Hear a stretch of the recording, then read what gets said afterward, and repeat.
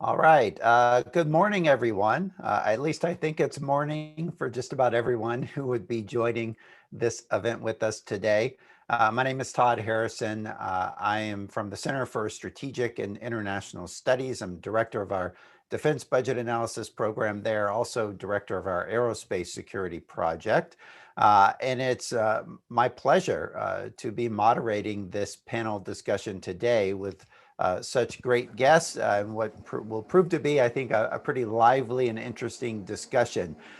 This panel is going to focus on what the overall trends in the defense budget and what the new administration might mean for the defense acquisition system. We're going to be looking at what does it mean to have a flat or declining defense budget? How is that going to put pressure on modernization programs?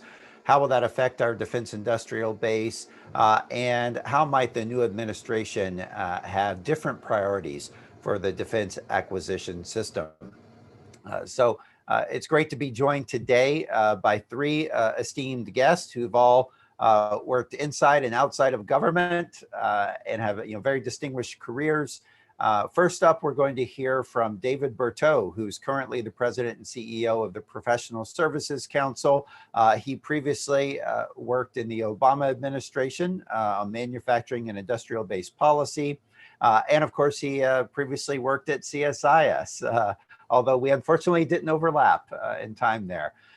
Then we'll be hearing from Elaine McCusker, who most recently served in DoD as acting Undersecretary of Defense Comptroller, but she is currently a resident fellow at the American Enterprise Institute, and she has a long and distinguished career as well, working in the Department of Defense. And then last, we'll hear from Peter Levine, who is former Deputy Chief Management Officer for DoD, but currently is a Senior Research Fellow at the Institute for Defense Analysis. So without further ado, I want to go first of all to David Berteau, but I will note that he was not able to make the live session today, so he was so kind to pre-record a video message for us. And so if you're ready, let's go ahead and go to David.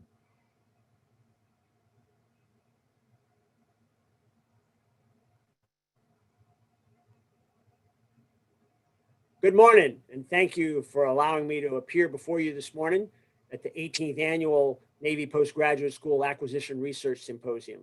For me, it's a special privilege. This is probably my 8th or 9th symposium, and I'll tell you, it fits so well with what we try to do at PSC, where technically my day job is to represent the interests of our member companies, but our real job, our real mission is almost the same as this symposium's mission.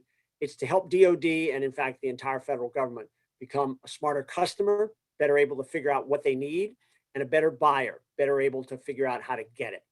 That, at the end, is what acquisition research is designed to support, making DoD a smarter customer and a better buyer.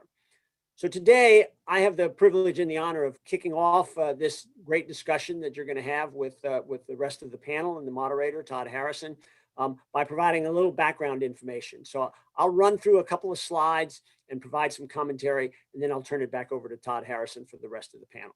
Let me have the next slide, please. We start with any acquisition discussion with the money. Where's the budget? Where's the money coming from? And what we've run into is, in fact, FY21, the fiscal year that we're in the middle of obligating right now, is the final year of the dreaded Budget Control Act caps. For 10 years, we've been waiting for the day where we would be free of these caps, which we often referred to as sequester caps, even though the only actual sequester occurred back in FY13. Let's look at what the recent years have meant in that regard, though. This slide gives you FY16 through FY21, the bar on the left-hand side, in the middle there, everything to the left of that up and down bar. And it shows you the distribution of those caps. Blue at the bottom is defense. The orange-yellow at the top is civilian agencies. The black in between is a defense OCO, and there's a tiny little bit of civilian OCO on the top of each of those 6 slides from FY16 through FY21 for those graphs there. But the caps over the years also had become the floor. So in essence, all those increases, the 2-year increases from 16 and 17, the 2-year increase deal for 18 and 19, the 2-year deal for 20 and 21 in the bipartisan budget agreement of FY19 back in August of 2019. All three of those agreements basically ended up being the level appropriated by Congress at the end, regardless of what the administration actually proposed. Here's the deal, though. For FY22, there's no cap. There's also no agreement on a floor. And so what you see we have on this slide on the right-hand side, FY22, 2 big question marks at the top, both for defense and civilian agencies, as well as a question mark for OCO, and the same for FY23. What we got in April from the administration was the president's budget request total numbers, so that I can add up this column called FY22 in the middle here, which is $1.522 trillion, an increase of $150 billion over FY21 appropriations level. And the vast majority of that increase is in fact in civilian agencies, about a 16% increase for civilian agencies. It also implies no OCO, that OCO will be absorbed into the base budget going forward. That, however, is just what the administration has proposed. It is not what Congress has agreed to. So the big question is, what happens next? Let's go to the next slide. This is the timeline of what to watch in 2021, and this is what will affect everything in the defense acquisition system.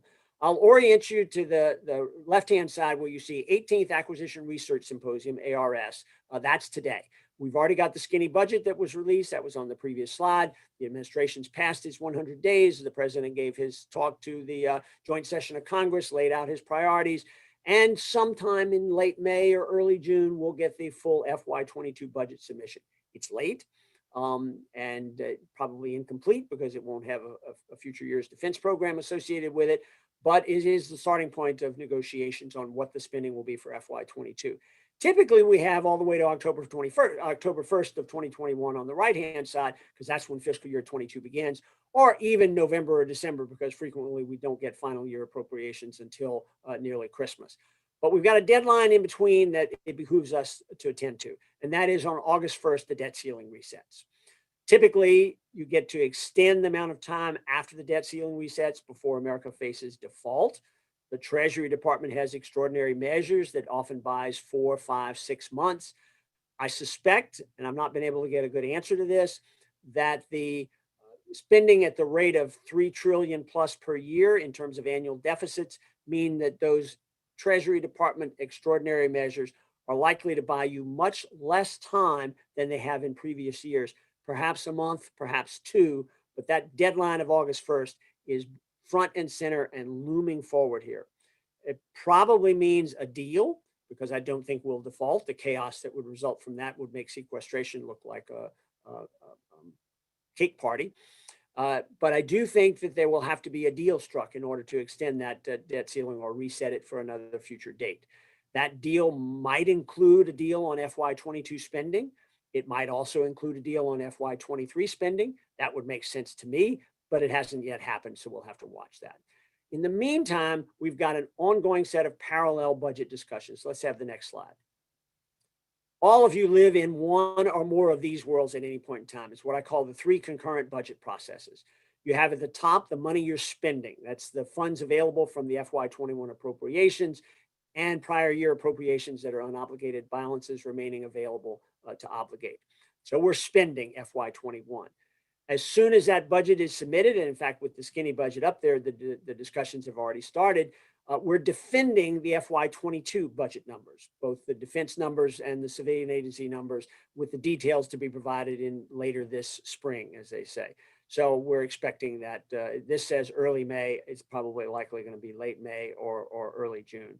And then at the same time, there's a third budget underway. And inside DOD, out in the military departments, they're already assembling the FY23 budget to be submitted to OSD later this year and ultimately to the Congress early next year.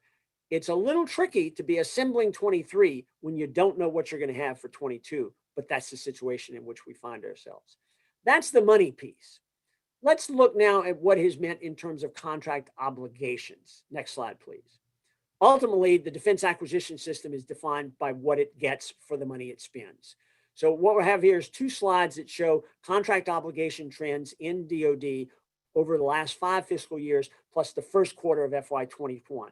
And what you'll see, 2 key things here. One is increases year over year. That's consistent with the increases in the budget caps that we saw on the budget slide a few slides ago.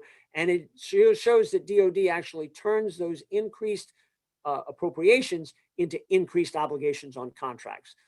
The total dollars spent on contract obligations for DoD is more than half of the total money that is in fact appropriated for DoD. And it includes a whole lot of things that actually show up in every account, including, for example, Defense Health Agency expenditures or military department expenditures on health, wherever that involves a contract obligation or a contract invoice. You see the growth year over year, 9%, 12%, 11%, 7%. This is fairly consistent with the growth in appropriations.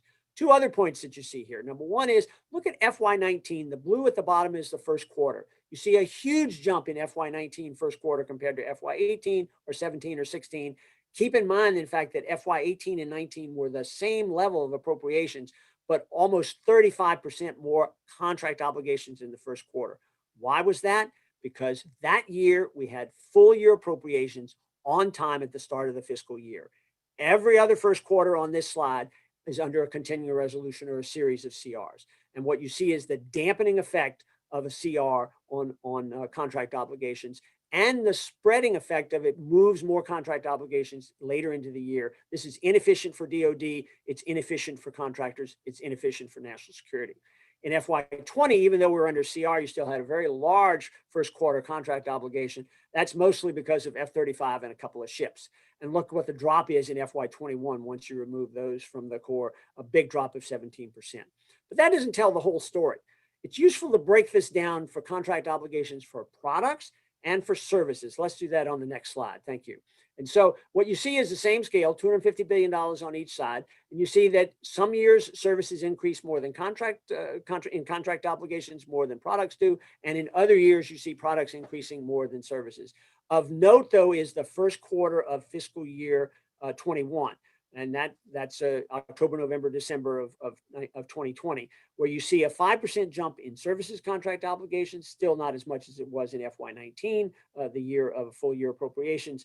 And on the right-hand side, you see a 32% drop in FY21 in products. That's mostly because we're not exercising big lots in a certain aircraft or in a couple of ships. So that's what the contract obligations look like. Now let's look at what the new administration's impact is going to be. Next slide, please. So the Biden administration's priorities have been laid out since the campaign. 4 basic themes: COVID relief, economic recovery, climate action, and social justice. And those are woven together under a common framework called Build Back Better. What has that meant? What it's meant, of course, in the first 100 days, which were passed now, a whole bunch of executive orders and memos, some still coming out, more still to come. Nominees, lots of appointments below the level of Senate confirmed nominees. So there's a lot of population of the positions inside DOD. And we've seen in recent weeks a whole string of new nominations being announced and moving forward in that process. And of course, a couple of months ago, the interim strategic guidance for national security set to lay out the framework for priorities within not only the DoD budget, but across the national security budget. All of that comes back down to the FY22 budget and what happens there, both in terms of the timing and the amount, and in terms of wrestling with the reconciliation authority possibilities, where the Senate parliamentarian has deemed it feasible for the Senate and the Congress to use the same budget resolution, amend it, use reconciliation authority for additional purposes. This opens the door to legislation that otherwise would not be able to pass the Senate and the necessary 60 votes to break cloture. What does it mean for acquisition, though? Let me set up a few themes and then I'll turn it back to Todd for the remainder. Let's go to the next slide, please. So, of course, there's the issues of the budget, right? You got a late submission, there's no fit-up, and that makes it much harder to defend the numbers that are in the FY22 budget, and Congress has not yet agreed to any top line for FY22 or FY23. There are going to be reductions, particularly in the out years, and there's going to be bill payers for those reductions. We don't know what they are. We'll see what they are, but it could have major implications and impacts on defense programs and acquisition. And then, of course, there's the question of how do you absorb OCO? We've started down this road multiple times. I think Elaine McCusker will be able to shed some light on that. as will Peter Levine. But we have not yet fully come to grips with how we absorb OCO. And there's still the very active question of what contracts will remain in Afghanistan, who's going to pay for them, who's going to administer them, who's going to provide security, and so on. And then there is a looming question of whether we'll have a whole series of non-McCurdy breaches driven by the COVID-19 impact on cost, schedule, and performance on major weapon systems. There's even talk of maybe we should have a non-McCurdy asterisk that this breach was caused by a virus, not by mismanagement or slipping in cost, schedule, and performance. How will defense acquisition support the administration's priorities? What's going to be in the budget for the Build Back Better framework? Will there be programs that are aimed at energy reduction, at carbon footprint reduction, at offsetting the impact on the military installations of rising seas, climate action? Will there be initiatives in the budget that support social justice? All of those initiatives will depend on contracts and contractors to be able to be successfully implemented. And the question is, how is the defense acquisition system going to accommodate that?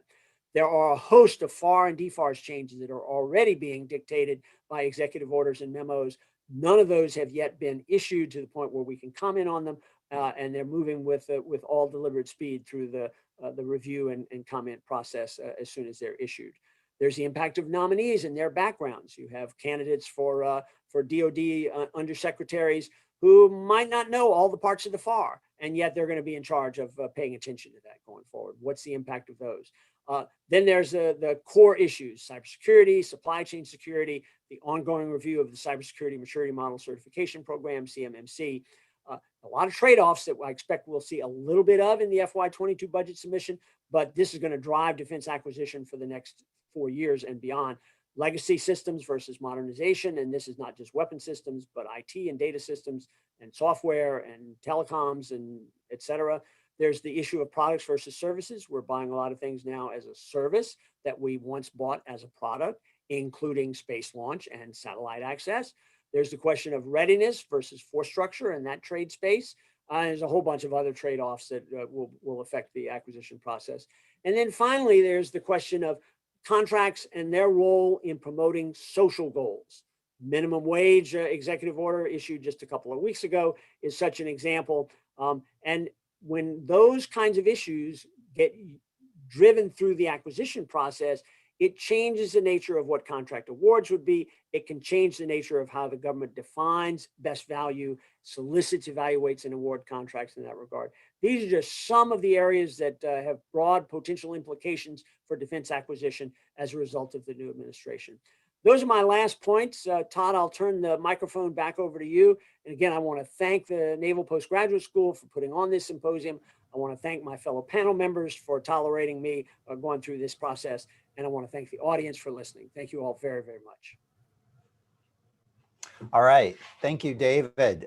Really appreciate those thoughtful remarks. And I want to also remind folks that we will be taking questions from the audience using the Q&A function in Zoom. So if you look down and see that Q&A button at the bottom of your Zoom window, you can click on that. You can see questions other people have asked. You can upvote them by clicking the thumbs up button, and they'll rise to the top of the list. Or if you don't see your question, you can write in your own question. And then I will be looking at those when we get to the Q&A part of the panel. So without further ado, I want to go to you next, Elaine. Over to you. Thanks, Todd, and thanks for inviting me to join this panel.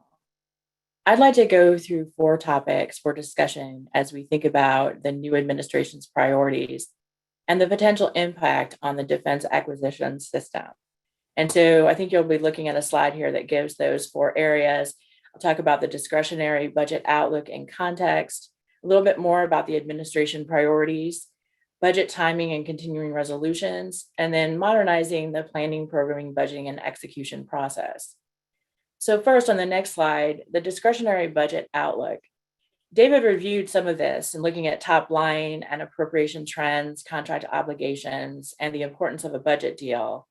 I'd like to focus on the DoD 22 top line and putting that in context, watching for White House priorities in the budget, and looking at how OCO may be recharacterized, absorbed, and displayed. So first on the DoD top line, the fiscal year 2022 discretionary budget request of the Office of Management and Budget released in early April confirms that national security is not a high priority for the Biden administration. Under the proposal, DoD would lose ground, while domestic spending would go up by about 16%. DoD is the only aspect of federal discretionary spending that would experience cuts in the coming fiscal year. And of note, the OMB press release on the White House discretionary funding request for 22 does not mention defense. At $715 billion, the top line would require DoD to absorb $7 to $9 billion in cuts from last winter's 22 soft lock and falls $27 billion short of a real 3% increase that was recommended by the National Defense Strategy Commission. As we await the details of the defense budget, it's worth keeping in mind three additional contextual elements. In 21, defense spending is only about 15% of the total federal budget and 3.4% of GDP. Second, in proposing a defense budget that does not keep pace with inflation, the White House is not arguing from a position of fiscal restraint. In the first months of 21, the administration has already supported a debt-financed $1.9 trillion COVID recovery bill and started drumming up support for another $2.25 trillion infrastructure stimulus. In number three, despite what some have said and continue to say, the DoD budget is not larger than the combined budgets of our top competitors. Second, and I'll discuss this further when we talk about priorities, but it is likely the administration will reorient defense spending to non-defense activities. This would increase the amount of non-defense spending in the defense budget and could further mislead the public about what the nation is actually investing in its security. And a third element of the DoD top line of interest, as David mentioned, is the overseas contingency operations budget. The $715 billion number includes OCO, though it would do away with that designation. Including OCO in the defense number is consistent with how the budget was portrayed the last few years, but including all these costs as part of the base budget is not. Funding enduring requirements in the base budget is the right thing to do, so long as the budget is sufficient to cover those costs. But this will be interesting. Including direct war costs in the base budget poses three potential dilemmas for discussion. First, transparency of the real cost of combat operations for the Department, Congress, and the public. Second, potentially pitting costs to support contingency operations the nation has asked its military to conduct against base budget requirements and programs of record. And finally, including direct war costs in the base budget will set up an interesting new element of debate for the budget agreements. Second topic I'd like to cover on the next slide is a little bit more about administration priorities. More than 100 days into the administration, we have a number of references that signal and simply state priorities. First, the White House released interim national security guidance in March. Despite the name, this guidance actually spends very little time on defense. The guidance emphasizes climate change, diversity, the pandemic, equality, and partner engagement as key national security priorities, while noting that, quote, in today's world, economic security is national security. It also provides important insight into White House views on the role of the military and how it should be used, while confirming the importance of science and technology and support for DoD disruptive technologies such as artificial intelligence and 5G. A recent op-ed by Secretary Austin repeated this emphasis, including quantum computing. Second, the White House and Defense Department earlier this year announced a number of strategic reviews, including on China, global posture, the supply chain, climate, and the workforce, which will all likely make their way into the budget this year and in the following years. Third, in his March 4th memo to the force, Secretary Austin laid out three priorities on which the workforce is to focus: defense of the nation, take care of our people, and succeed through teamwork. Of note, under priority one, the SecDef states that, quote, the greatest proximate challenge to our nation's security is the threat of COVID-19. So while I think this is consistent with White House statements and the language indicates that DoD is in support of federal government efforts, it's also somewhat troubling that DoD is maintaining this as a top priority rather than as a real supporting function. And finally, DepSecDef Hicks stated priorities at the Aspen Security Forum in late April, when she said that the new budget will make a larger push towards to fund research, development, test, and evaluation programs for new and emerging tech to underpin the development of next generation defense capabilities where the nation's security needs are no longer being met. She also said that the trend to divest legacy systems will speed up in the new budget. And she had noted that the budget will, quote, set a sustainable shipbuilding plan to ensure our maritime capability outmatches any competitor. And that the request will also modernize our nuclear deterrent and invest in long-range fires capabilities. In addition to whatever divestments are proposed, bill payers will probably also include projected reduced operational tempo and procurement as the department realigns money to cover the COVID response, climate change, and cost above inflation to pay for the force of today, including people, their raises, readiness, and facilities. We should also watch for more procurement programs to be rephased, which with the Pentagon buying fewer quantities of various platforms in the near and midterm. And third, the next slide, what I'd like to talk about is budget timing and CR. So just a couple quick words about the calendar. It's customary for the first budget in newest administration to be late, but going into late May makes it actually later than usual. And Congress has expressed frustration and sent warnings about legislative days available to conduct their due diligence, to put the appropriations and authorization bills together, and to get them through a Congress that has some difficulty staying on task. Even with on-time budgets, Congress has been unable to do its work on time. As David mentioned, we saw that there's that one happy year where we had appropriation and authorization bills on time. This means there will most likely be a CR, which sets the department up to lose both time and money as it operates under last year's funding priorities and strategy. This is particularly important to the acquisition community for two reasons.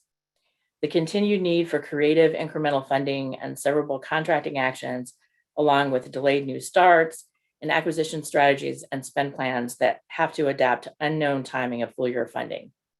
And also, I think the continued importance of gathering compelling information on how destructive and costly this is, so those beyond the defense community can understand and help. In sum, a late budget is not driving the CR trend, though it pretty much ensures we'll have a CR this year. Final topic I'd like to talk about real quick is the planning, programming, budgeting, and execution process. As the defense top line that does not keep pace with inflation, combined with a number of elements that we've talked about, I think emphasizes the importance of changes to the PPBE process that will help DoD be a smarter customer and make the most of its buying power. We need to modernize the way we look at requirements, acquisition, and resourcing. There seems to be momentum building to do just this. Many experts and researchers and thinkers have written on this topic. We've defined and admired the problem. The department is not set up for success in winning multiple technology races or in truly innovating. Defense needs a modernized resourcing structure that is responsive to joint planning and programming and also supports congressional oversight. I think the National Security Council on Artificial Intelligence put it well recently when it said that, quote, unless the requirements, budgeting, and acquisition processes are aligned to permit faster and more targeted execution, the US will fail to stay ahead of potential adversaries. For endeavors like AI, I think we need to be able to move quickly, try things, determine what works, what does not, and try again. The solution, changing PPBE, will involve multiple stakeholders, the need for cultural changes and new incentive structures, and an approach to resourcing that is much more responsive. I am sure those of you listening now have important expertise and ideas for incremental and macro solutions. Working with Congress and industry, DoD, and that means everyone, must embrace an evolutionary, innovative approach to experimentation and budgeting. And we must accompany this with a resourcing structure that supports rapid iterative development, testing, acquisition, and fielding. Given the size and scope of the effort and the number of stakeholders involved, reforms likely will be incremental and take years to accomplish. Success will require creative openness and strong partnerships. The result, though, a modernized, responsive, transparent structure for programming, budgeting, and execution will be worth the effort. I'll stop there, and I look forward to your questions and discussion, and thanks again for holding this symposium. Great, thank you, Elaine. And Peter, over to you. Okay, so my two fellow panelists have focused largely on the budget situation, and I'd like to bring the focus into acquisition policy a little bit more. I have been around this area so long now that I think I've spoken about acquisition and reform issues now at the outset of 6 different administrations, if I count right. The first one was from Reagan to Bush, then from Bush to Clinton, and it's gone on from there. And I've had the opportunity to speak in public forums a lot of those times. And I remember this because I remember back when we went from Bush to Clinton, thinking I was the old hand and talking about what previous transitions had been like. But the point I made then is one I'd make today, which is when you get to acquisition policy, it really does not tend to be a partisan issue or driven by partisan issues. And so there's no real reason to expect wild swings in policy just because there's a new administration. We do have swings of the pendulum on acquisition policy issues like centralization, regulation, innovation, and emphasis on speed versus performance, those kinds of things. But those are more in the nature of a readjustment in the balance between competing priorities than a partisan political change. So we do have a new team coming in, and they're likely to come to a new balance. It's early. They're not yet confirmed, so we can't and certainly haven't started to act in office yet. So it's early to judge where they'll be going. But we do have some signs just from who has been named, and some of the names are familiar names from the Obama administration. We have Michael Brown, who is the director of DIU, becoming Undersecretary for Acquisition and Sustainment. Heidi Shue, who was the Army Acquisition Executive, becoming Undersecretary for R&E, and Frank Kendall, who was at AT&L in the Obama administration, going to Air Force. What's interesting is not just that all 3 are veterans and that they're each taking a step up, but there's a little bit of musical chairs here, with Frank Kendall going from OSD to a military department, Heidi Shue going from military department to OSD, and Michael Brown going from sort of Mr. Outside to Mr. Inside.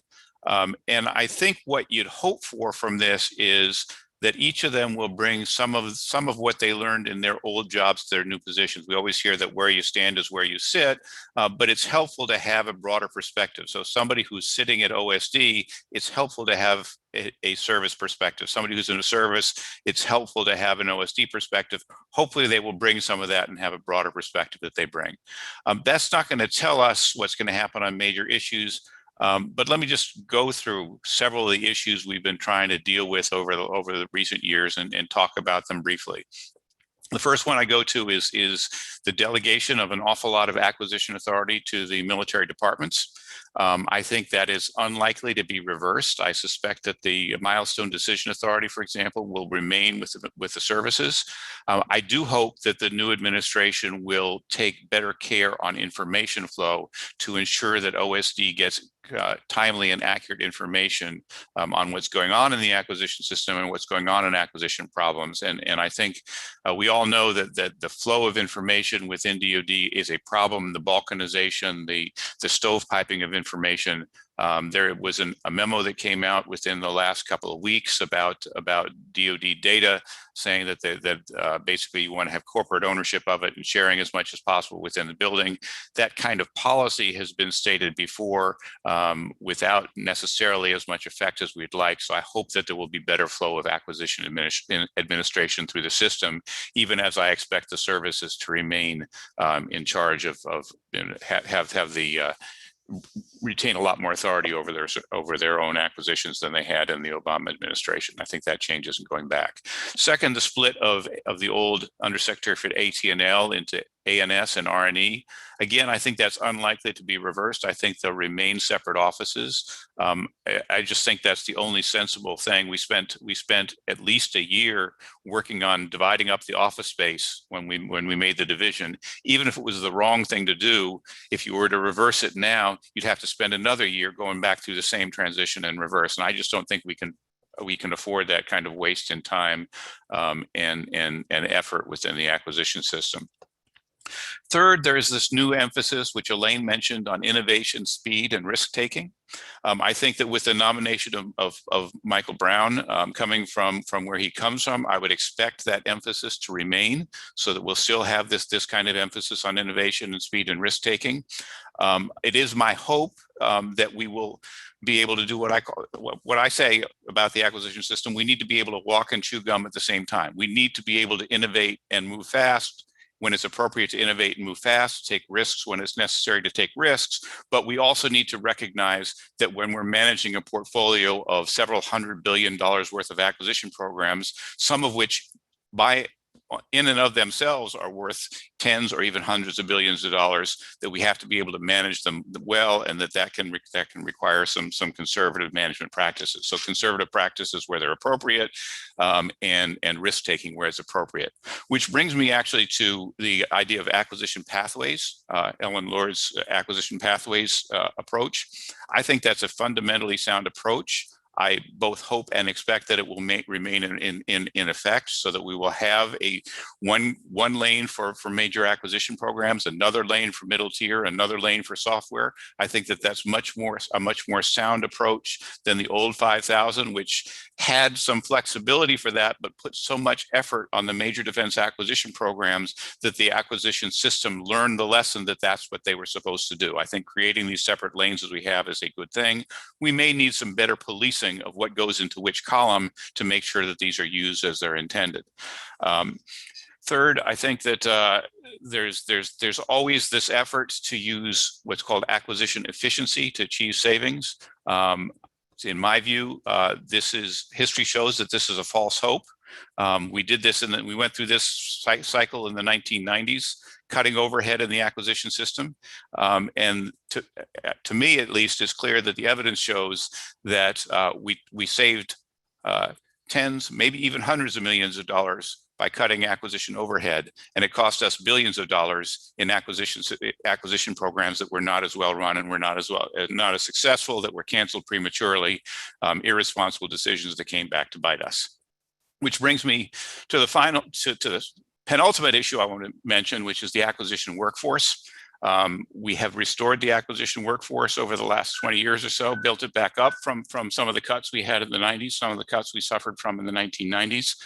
I'm afraid that we've seen in the last couple of years, as a part of the effort to cut overhead, significant cuts to the Defense Acquisition Workforce Defense Fund, Development Fund, de-emphasis on funding the acquisition workforce, at the same time that we're talking about building new skills in areas like AI and cyber and software.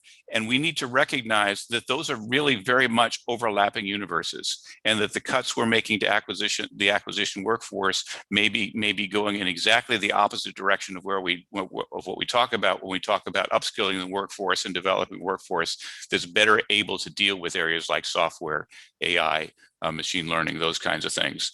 So it may be that the DOTF, the Acquisition Workforce Development Fund, is no longer the right tool for that, but we need to focus on, if we want to build up the skills in our workforce, and maybe it's a different set of skills, focusing on the STEM skills and the forward-leaning skills, we need to focus on how we're going to fund that infrastructure. So rather than disinvesting, we're going to need to reinvest in order to build up that workforce. So then that takes me to the final issue I want to deal with briefly, which takes us back to the issue that Dave and Elaine both addressed, which is the top line in the budget. But I don't want to address it as a matter of what the top line is so much as how the top line of the budget relates to acquisition reform and innovation. Because it's my view that we have oversold what we can do with acquisition reform, and not just because of this trade-off between overhead cuts and what it produces in terms of systems, but also because of this view that somehow we can innovate, we can use acquisition reform to innovate our way out of what's really a budget problem. If the budget isn't going to pay for innovation, you're not going to have innovation no matter what acquisition system you have. So what are your priorities, and are you willing to pay for them? The problem that we saw back at the end of the Obama administration, when Senator McCain was looking at the acquisition system, was not enough innovation. We saw the Chinese starting dozens of new acquisition programs. We weren't starting anything new. The message to Frank Kendall was, you've done a great job of controlling costs, but where's the innovation? And we concluded that the Chinese were more innovative, moving more quickly, while bureaucracy was choking our process. So we said, let's move faster, let's be more risk-taking, let's be more innovative in our acquisition processes. That's a misdiagnosis. The problem was we weren't spending enough on innovation. It wasn't that we didn't have innovative ideas, it's that when we had those innovative ideas, we didn't have budget to field them and move them forward. So I wouldn't assume that the Chinese are much more innovative than us, that they have less bureaucracy than us. I think it's an interesting idea that somehow the Chinese are bureaucracy free in their system, that they're more creative or more flexible. They had more money to spend on new programs. Why is that? Because we have made the trade-off, and I think Dave Berteau had in his presentation something about trade-offs between legacy and modernization and trade-offs between readiness and force structure. We've made the trade-off that we're going to spend for readiness today. We're going to spend for modernization and recapitalization of existing programs. We're going to spend for force structure. And the amount that we spend on those things has squeezed down the innovation budget to a point where even if we have the kind of flexibility in the budget process that Elaine is talking about, we won't have the dollars in the budget process to pay to field new systems when we show that they're viable. So we went through the last administration where we had major increases in the defense budget.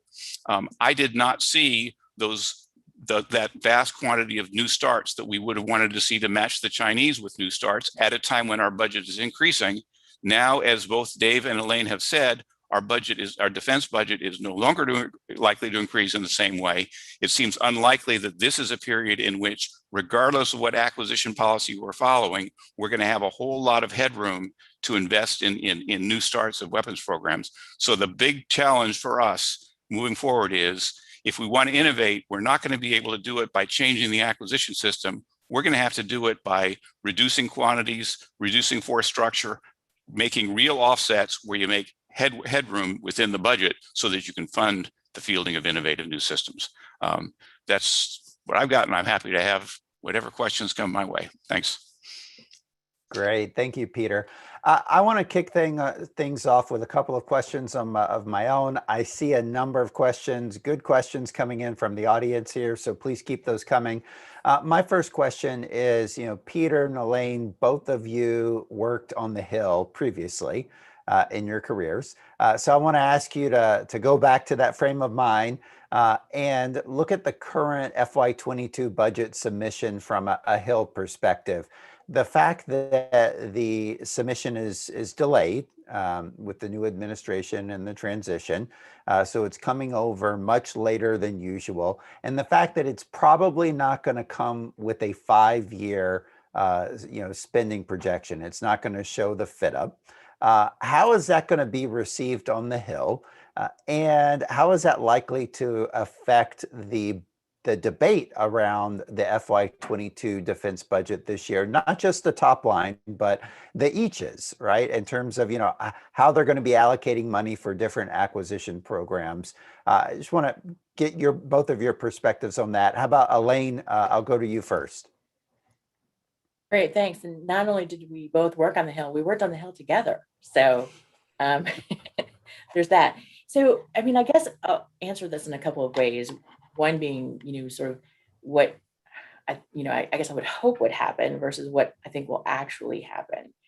And so I think we've heard pretty strongly from the Hill how they view the lateness of the budget request and their deep concern that, they have their due diligence to do, and without seeing the details of their request, kind of pushes the calendar out. And as I mentioned before, Congress has had trouble doing their job on time with a budget on time. And so this makes things really difficult for them. And I think, first of all, I wish I would have known then what I know now when I was on the Hill last time when it came to, sort of reviewing the budgets. But I think one of the consequences of this is that we probably won't see them making big changes. Just like we're seeing with, the first year of a new administration, they come in, they've got their vision, their strategy, but they had little time to really do a deep dive and a full program budget review to make a lot of changes in this first budget. I think we'll see, a lot of signaling and steps in the direction they want to go, but probably not really huge moves in this first budget. And I think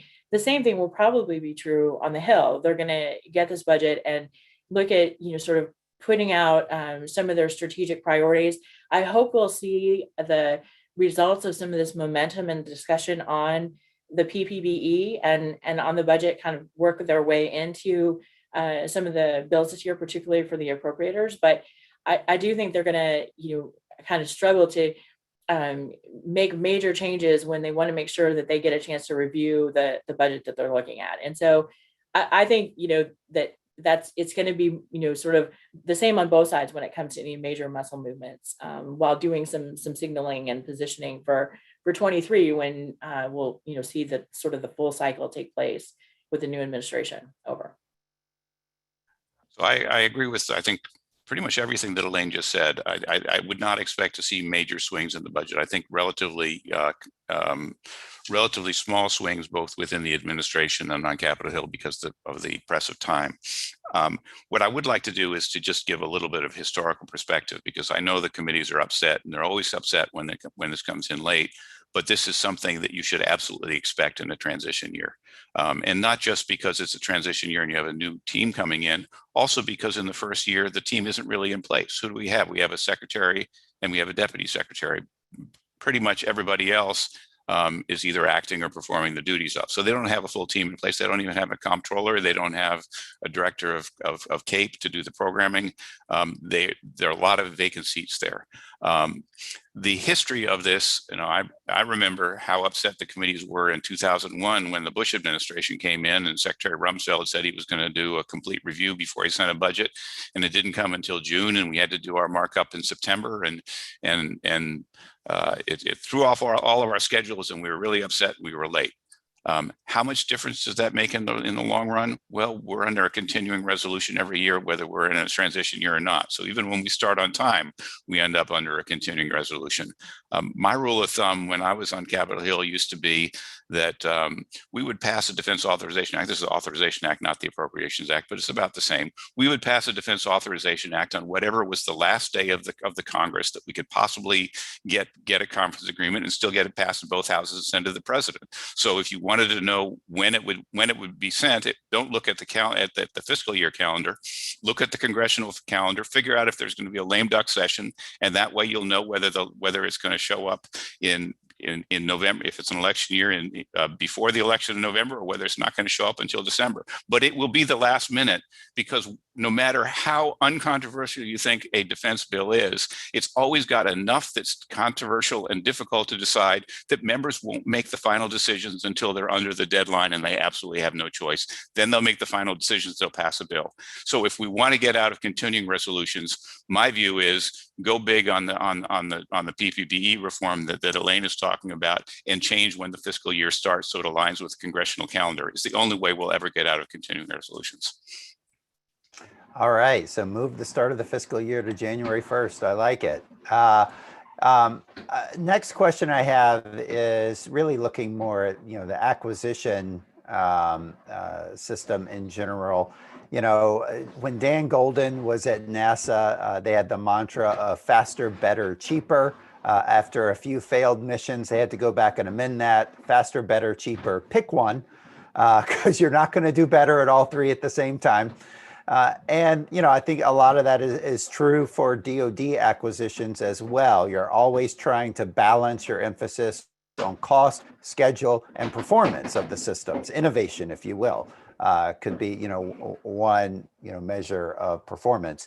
Back in the late 2000s, early 2010s, we saw the emphasis in acquisition programs in general shift much more to cost, trying to reduce costs, things like the Weapon Systems Acquisition Reform Act of 2009, and of course, once the BCA was passed in 2011, much more emphasis on reducing cost and controlling cost growth.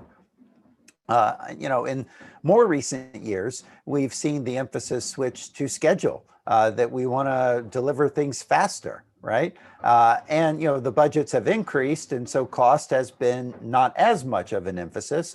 We've been willing to pay more if we could get things faster.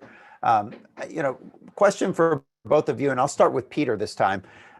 How do you think the new administration is going to change the emphasis among cost, schedule, and performance in the defense acquisition system? As I said, I think that with Michael Brown coming in, you can expect to see a continued emphasis on innovation, and probably related to that, a continued emphasis on speed. But to me, the big question is walk and chew gum at the same time, as I said before. So you said cost, schedule, or performance. You have to choose where you're going to place the emphasis, because you can't emphasize all three to the same extent at the same time. It may be that for some programs and some systems and some categories of acquisitions, we need to emphasize one, and for others, we need to emphasize something else. So we're buying aircraft carriers. We're going to be continuing to buy aircraft carriers and other capital ships. Billions, tens and billions of dollars, I guess $13-14 billion for a single aircraft carrier, hundreds of billions of dollars we're spending on shipbuilding. That's not an area where we're going to profit much from trying to go fast. Building the F-35, you look at where the dollars are in the defense budget, an awful lot of it is tied up in either legacy systems or recapitalization of legacy systems, big programs with lots of dollars. That's a place where we need to be conservative in our management practices. You're not, you hear about Secretary of Defense in the early 2000s saying, we're going to go fast on aircraft carriers. We're going to put all the technology in the first one. And it was a disaster. It blew the whole thing up. You don't want to make that kind of mistake again. You need to understand, when you're buying something that's going to take 20 years to buy, think about the 20-year program. Don't think about what you can do this year. But that doesn't mean that it isn't also important to go fast. And we need to figure out where the things are that we can develop in 5 years, where the things are we can develop in 3 years, what we can field quickly, and develop a system that can do that too. And so, as I said, I think a major failing of the old system, the pre McCain reform system, would be that you have a hammer and everything looks like a nail. You had the system for major defense acquisition programs that, as you said, was built in the early 2000s to control costs, and we looked at everything like it was one of those. You can't do that either, but you still need that system to control the way you acquire the real big standard programs. But you need to be able to do something else and be able to say, hey, this is something that isn't like that. I need to be more agile. I can't build my software the way I build aircraft carriers, or I'll never get any. So walk and chew gum at the same time, to me, is the answer here. All right. It sounds like a tailored approach as well, right? Absolutely. Elaine, your thoughts? Yeah, and I mean, not surprisingly, I completely agree with Peter. I don't think that we can treat everything like an aircraft carrier, and that's kind of what I think we've kind of been trying to do. Like you said, you have to choose one of the three, and then we kind of apply it to everything. I actually agree also that I think one of the things that Mike Brown's going to be really good at is looking at the problem statement individual to what you're talking about, what capability you're trying to bring forward, and defining the problem and what your focus is based on what that thing is. And, I've had actually numerous conversations with him about this idea that Peter was mentioning on, progress in acquisition form, but then you look at the PPBE side, and, you've got essentially a structure that incentivizes us in some ways to keep our money tied up in what we were already planning on doing. And you combine that with a system that really does not have much flexibility at all for making changes after the fact. I mean, we have a little bit of a trust deficit with Congress on flexibility. You also have incredibly low thresholds for reprogramming. And so you don't really have that flexibility to say, okay, this is what we were planning on doing, and we tried it. It doesn't work. We've discovered something that works better, and we'd like to do that, but we don't want to wait for the whole budget cycle to come around again. And so I think we have to do, a problem definition to me is always one of the most critical things. And we have to do that problem definition for the item that we're talking about, and not force ourselves to choose. As you mentioned earlier, they said, okay, cost is the most important part. Well, for everything, so if that's the signal that you send to your workforce, they're going to adjust their risk tolerance based on, I got to make sure this is cheap. And so what if it pushes my development timeline out 20 years, or my performance is kind of like mediocre by the time I get there? And so I agree, just in a nutshell, with the approach that we want to take is not a sort of one size fits all approach. And I want to, pull on a thread there about the PPE system, going to one of the questions from the audience. If you guys had, one or two big ideas to modernize the PPE system that you could push through, if you're a king or queen for a day and you could just make it happen, what would you start with? And Elaine, you're most fresh on the process. What would you change right off the bat? So I'm going to give you the most honest answer I can while trying not to completely spook the herd here. And so I think that there's both internal and external things that the department can and should do. So internally, I think it really needs to look at what is it incentivizing its workforce to do? And, how is it treating, people who come up with a bright idea and want to take risk?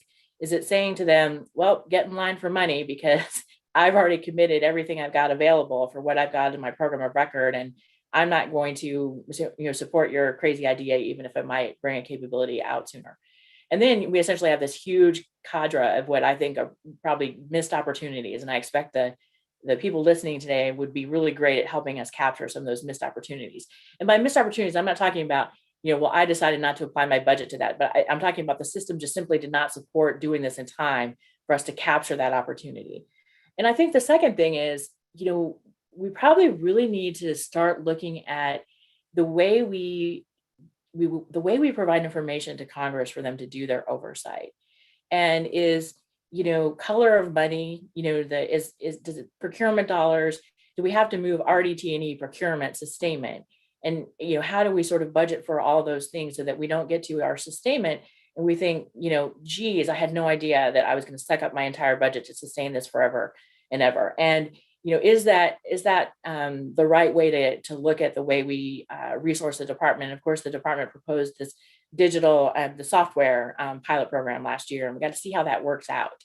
And then the second thing I think we need to look at is, the concept of the life of funds. And, when you have a budget the size of the Department of Defense and contingencies and all these kind of things you got to budget for, you end up having an element of the budget, not a big element, but when you're talking about big dollars, it's big dollars that are not going to be spent the way Congress intended, because they just kind of go sort of into this expired status and go back to the Treasury. So can we capture that money, make the most of our buying power as Congress intended, and use that money for defense? So I think there's, from my perspective, I would immediately send some of those leadership signals internally on what our risk tolerance is and what our concept of speed of relevance is and how we're going to support that. And I would look externally to start having a conversation about using some of the tools that are coming online as a result of the audit, quite frankly, on real-time visibility to data to work with Congress so that they can get what they need without going sort of marching through the same system that we have today.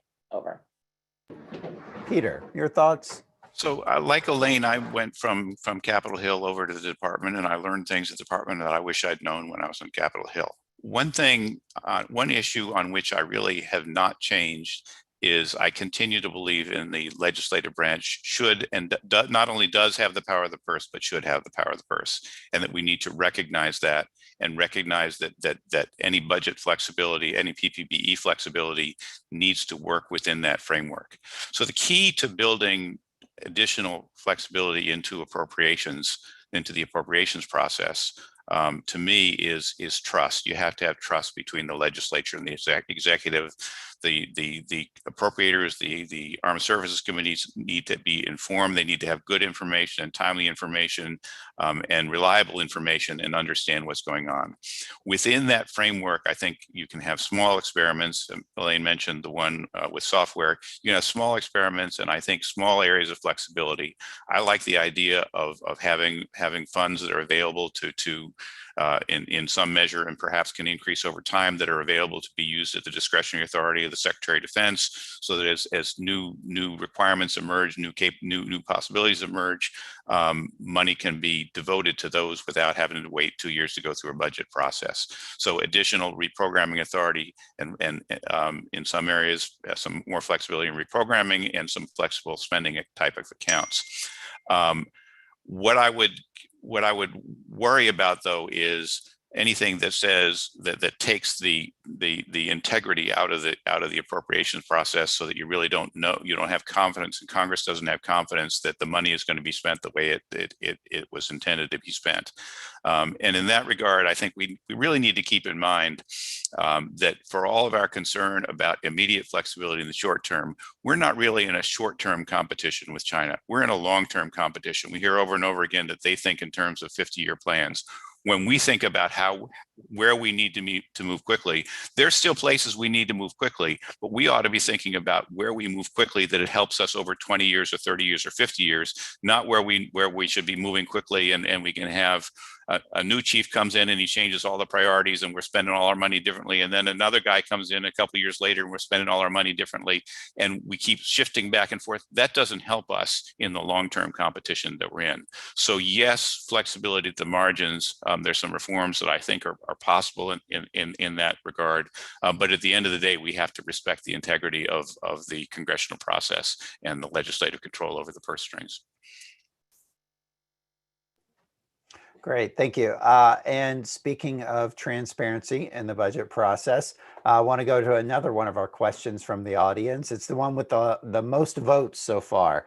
So I'm just going to read it to you. It's well written.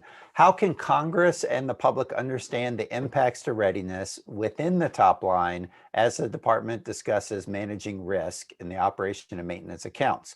Shouldn't those accounts be required to have similar details and transparency in budget materials through the FYDP as procurement and RDT&E do? And I'll tell you, as a budget analyst that relies on those publicly available documents, it is frustrating that in your P40 budget justification documents and your R2 justification documents, you get the FYDP and you get it on a line item and a program element level of detail.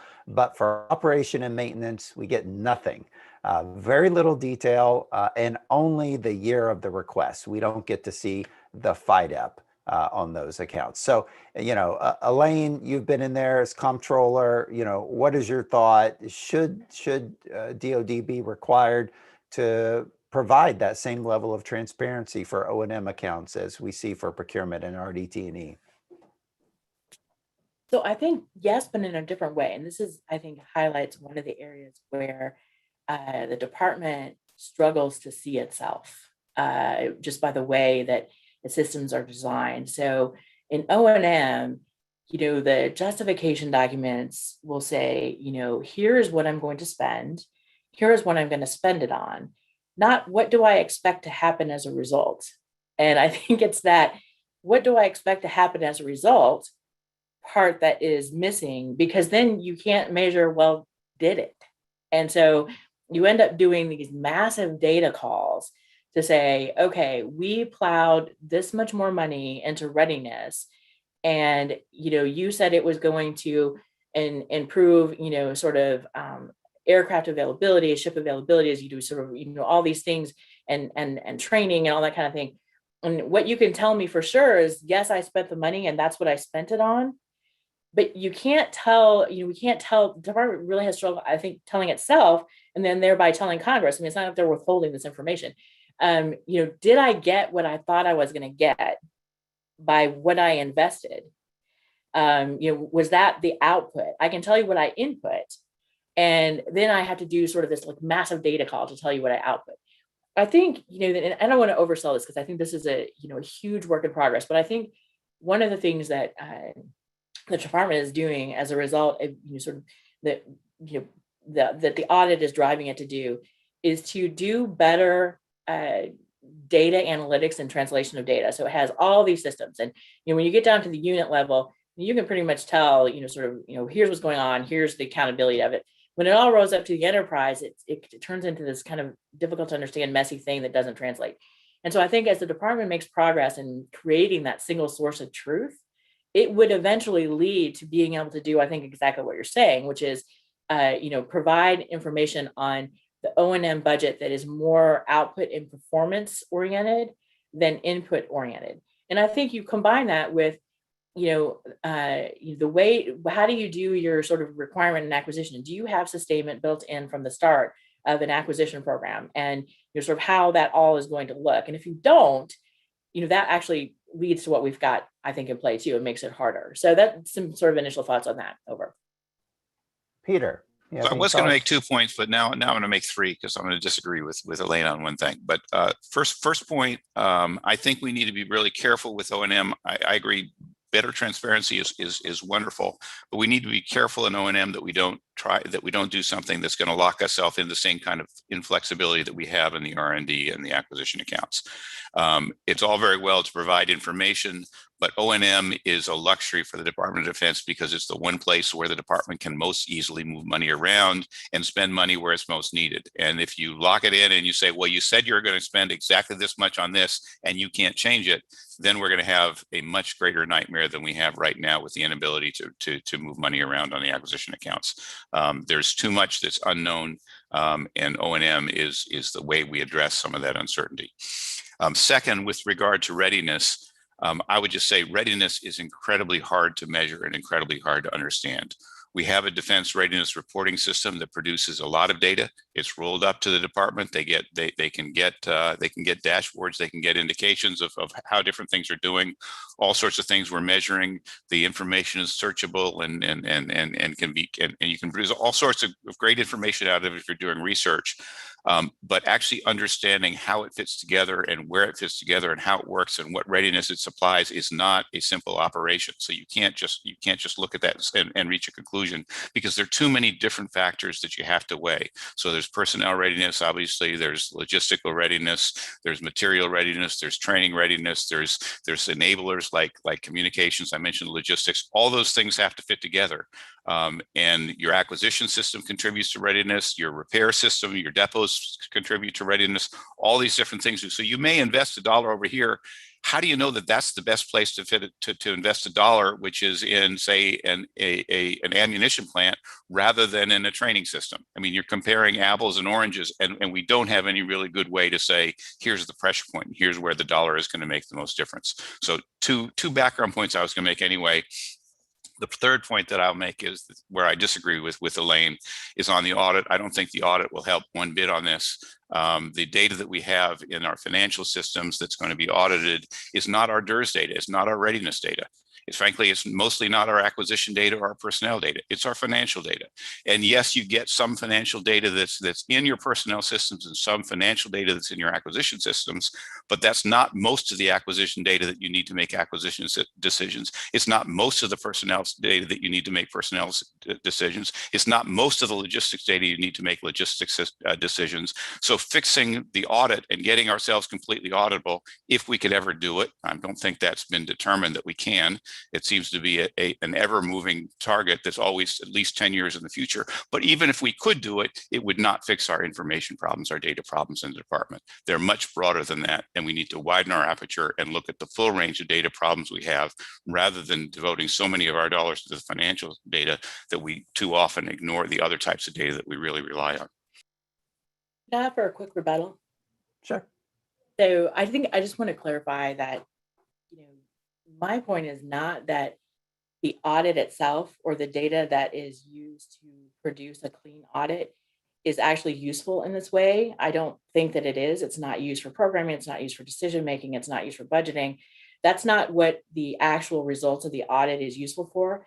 But the journey that the department decided to embark on in order to get to the audit is what pulls together all of these disparate data sources, including logistics, personnel, readiness, human resources, all these things into a single source of truth to help the department better see itself. So in some ways, you could look at it as like the things that I'm talking about, sort of our tangential benefit of having been forced to do the audit.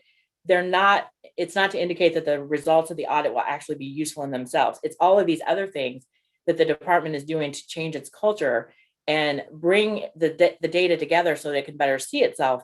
That is where the benefit is derived. And my point would be that you bring some of the data together. This is a journey we've been on 30 years, and we haven't made a whole lot of progress.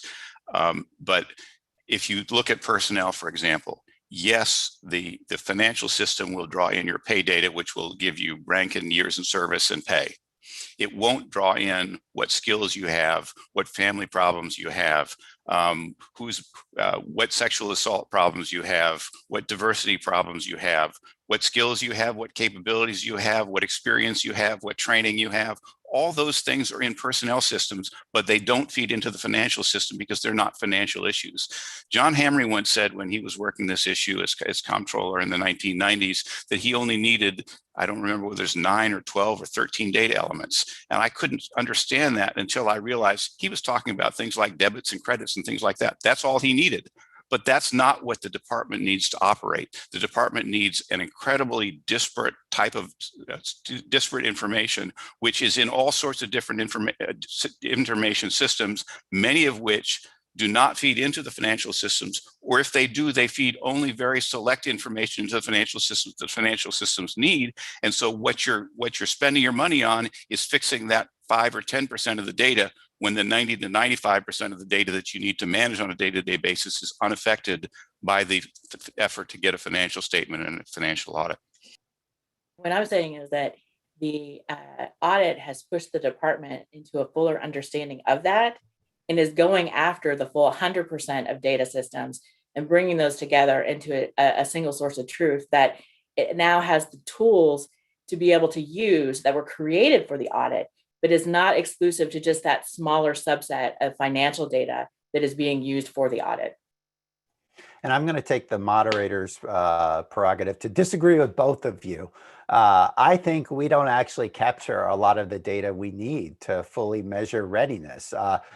Peter, the things you were talking about, the different personnel factors, those are inputs to the readiness system. What we really need to be measuring and capturing are the outputs, which is performance. How well are units able to perform against their mission essential task list? There we need to be capturing data from red flag exercises and NCT rotations and the routine, in garrison training that units are doing, simulator training, right? We need to capture all of that performance data, start linking it to the input data, and then we can start figuring out, okay, how do I vary the inputs in the way that optimizes the outputs I want to get in terms of performance of our units. All right, so I know we don't have a lot of time left. I want to give you one quick question to each of you. I know there's a lot of interest in this. What does the potential elimination of OCO funding mean in terms of defense acquisition funding? Do you think it's a net positive or a net negative if Congress goes along with the administration and moves all of the OCO funding back into the base budget? Elaine, I'll go to you first. I think moving all of the department's enduring requirements, base budget requirements into the base budget is absolutely a net positive. I think we just have to watch where the direct war funding is, what level of transparency we have over direct war funding, and how it has to compete with base budget funding. And so I don't actually see this as much of an acquisition issue. I think that the department has been talking in terms of its entire budget to include base and OCO for a number of years. And so calling base budget requirements base budget and putting them in the base budget is absolutely a good thing. So I'll agree with Elaine, but with one caveat, which is I'm not sure how much there should be at this point that isn't base budget. Remember that OCO was created when we were in Iraq and Afghanistan. We're out of Iraq. We're coming out of Afghanistan. We're obviously going to have sustained operations around the world, but those are sustained operations, they're ongoing. I don't know that those are something that can't be or shouldn't be considered to be part of the base budget at this point. All right, thank you both. Quick answers there. We're at the end of our time period for this. I'd remind folks, you can see in the chat that we are going to have an informal coffee break. If folks want to join that, we can chat a little bit more there informally. I want to thank you both. Thank David Berteau as well for delivering prepared remarks. He was a real champ for coming through with that. And Elaine McCusker, Peter Levine, great panel today, great discussion, and even a little bit of disagreement, which is always good. So thank you all for joining us, and I hope to see all of you in person in the not too distant future. Bye, everyone. Thanks, Todd. Great, thank you.